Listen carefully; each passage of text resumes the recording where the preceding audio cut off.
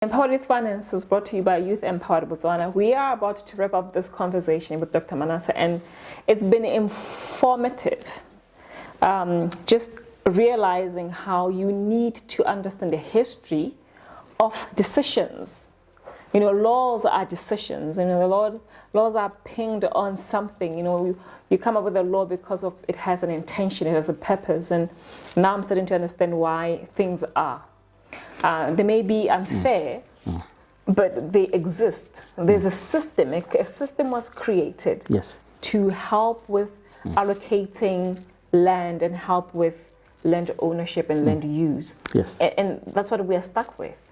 Right? But now, in just in closing, how do we really clearly help Banana understand what pushing for a democratization of land allocation or even land distribution looks like, what that process should look like, and what else do they need to really know about the laws that we have, particularly tribal, to extract wealth that they need for themselves and even for their parents as well to know about what wealth they have in land. Let me say the majority of Botswana are living in the rural areas or under the tribal land regime. That is 71% of the land is tribal land. 71%. And state land is 5%. And then freehold land only constitutes about 4%. And the remainder is state land. So this means that the majority of our people live under the tribal land regime. So to the youth, I would say that they need to acquaint themselves with the Tribal Land Act. And people should not think that as soon as they turn 18 years, they should go and apply for land. I've always received calls from parents saying, that is not true. Because if you are 19 and you can join the army, defend the country, and then what stops? The universal suffrage age is 18 years. So you should go there as soon as you are at Lincoln Queen, UB, somewhere brigades, apply for your land, so that once you finish your school, maybe you are going to be allocated after 10 years, not waiting to finish your school. Go and apply for that category.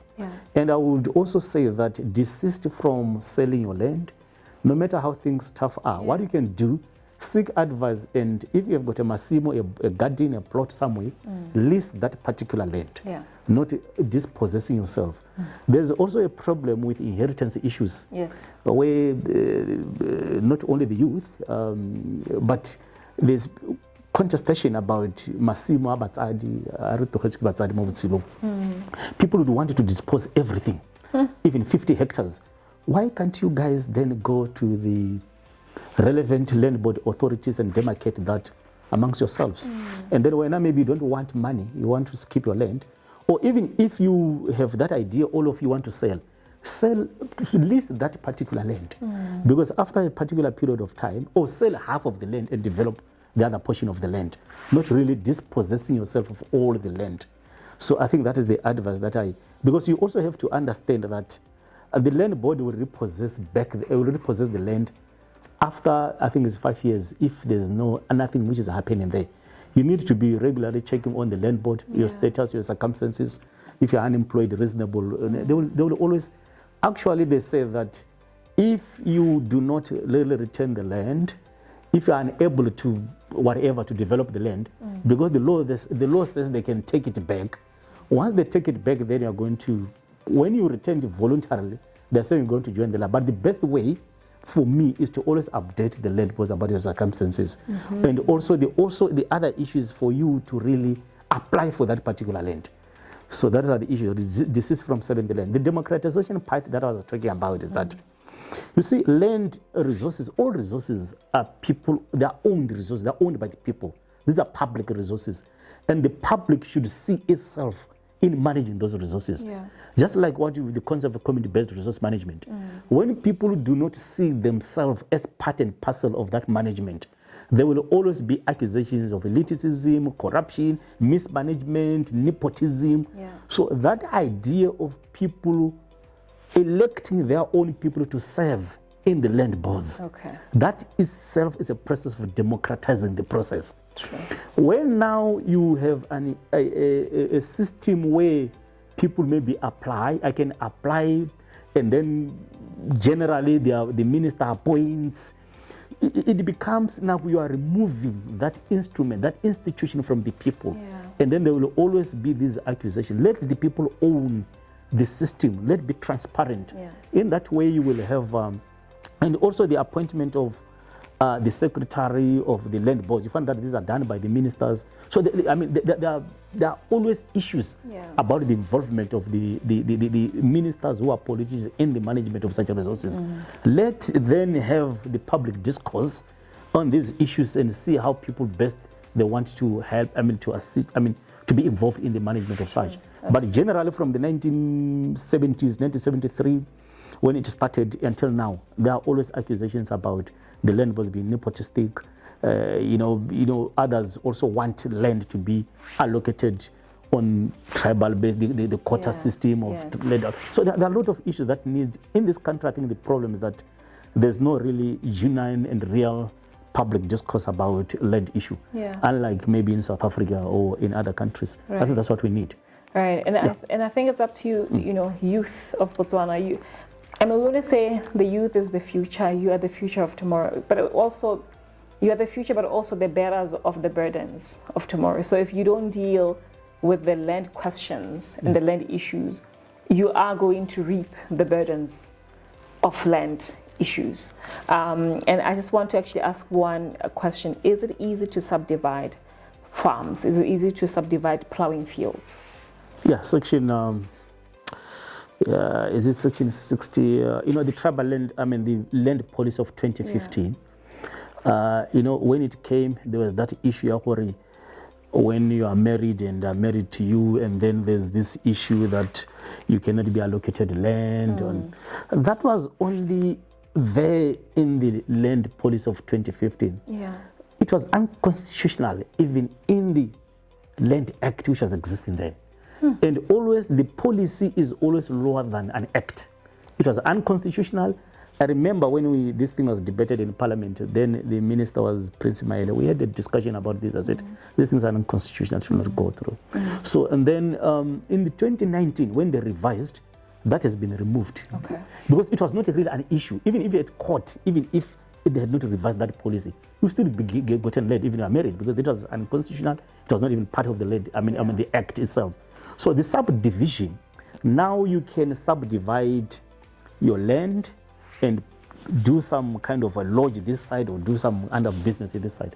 It is provided for in the land policy of revised land policy of 2019. This is the revised land policy of 2019. It's therefore it's provided for. Please look for it, and it's how much is it? It's 15 pula. Yeah, it's there even online. Yeah, online. It's 15 pula. Yeah, you can actually subdivide your land. That you remember even President Masisi was talking about this quite often, about how you can subdivide and people can benefit from that land. Yeah. It is there actually.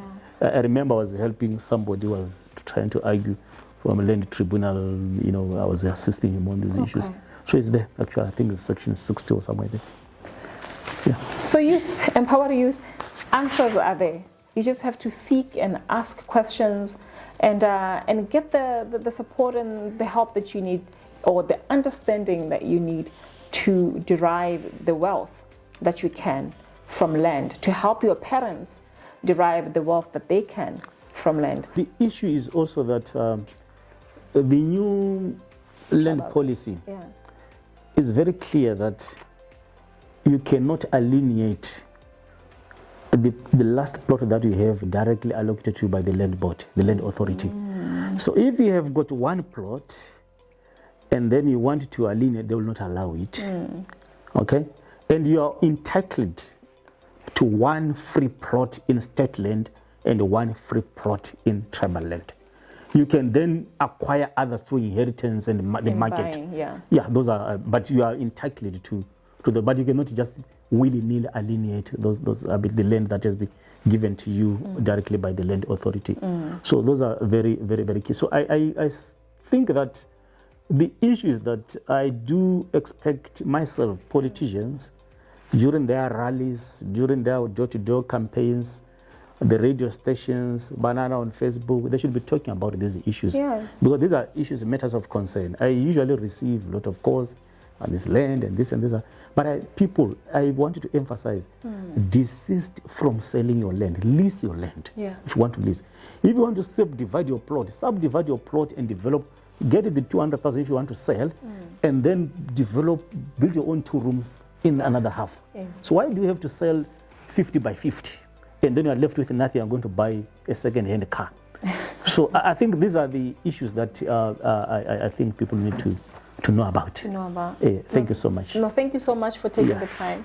We really, really appreciate it. And I think our young people in Botswana, Hela in general, also will appreciate the information that you've shared today.